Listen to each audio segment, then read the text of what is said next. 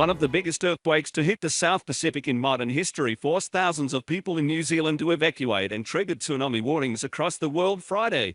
But it did not appear to cause injuries or major damage because it struck in remote ocean. The magnitude 8.1 quake was the largest in a series of tremors that hit the region over several hours, including two earlier quakes that registered magnitude 7.4 and magnitude 7.3. The earthquakes triggered warning systems and caused traffic jams and some chaos in New Zealand as people scrambled to get to higher ground. Residents recorded videos of small wave surges in some places, including at Tokomaru Bay near Gisborne. In the afternoon, the National Emergency Management Agency said the threat had passed and people could return to their homes, although they should continue avoiding beaches. The Pacific Tsunami Warning Center said ocean gauges had measured tsunami waves of 30 centimeters. 1 foot in Vanuatu and said waves of similar size could cross the Pacific to Latin American coasts. The largest quake struck about 620 miles off the coast of New Zealand. One of the earlier quakes hit much closer to New Zealand and awoke many people as they felt a long, rumbling shaking. "Hope everyone is okay out there," New Zealand Prime Minister Jacinda Ardern wrote on Facebook during the night.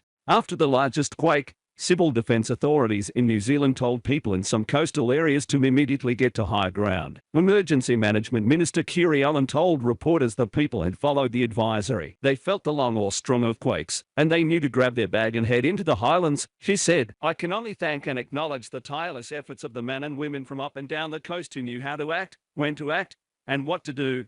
The U.S. Geological Survey said it was centered near the remote Kermadec Islands at a depth of 12 miles. The agency said in a report that the quake occurred at the intersection of the Pacific and Australia tectonic plates and eclipsed the largest quake previously recorded in the region, a magnitude 8.0 in 1976. It said the interaction between the plates creates one of the most seismically active regions in the world, and it has recorded 215 quakes there above magnitude 6.0 over the past century. Jennifer Eccles, an earthquake expert at the University of Auckland, said the quake was at the top end of the scale for those involving only the Earth's ocean crust. "This is about as big as it gets," she said. She said most quakes larger than magnitude 8.0 tend to occur when a section of more robust continental crust is involved. The U.S. officials in New Zealand had hours earlier issued a tsunami warning for coastal areas after the first quake struck off its northeastern coast at about 2:30 a.m. Friday. There were no immediate reports of serious damage or casualties, and the warning was lifted just before the largest quake hit.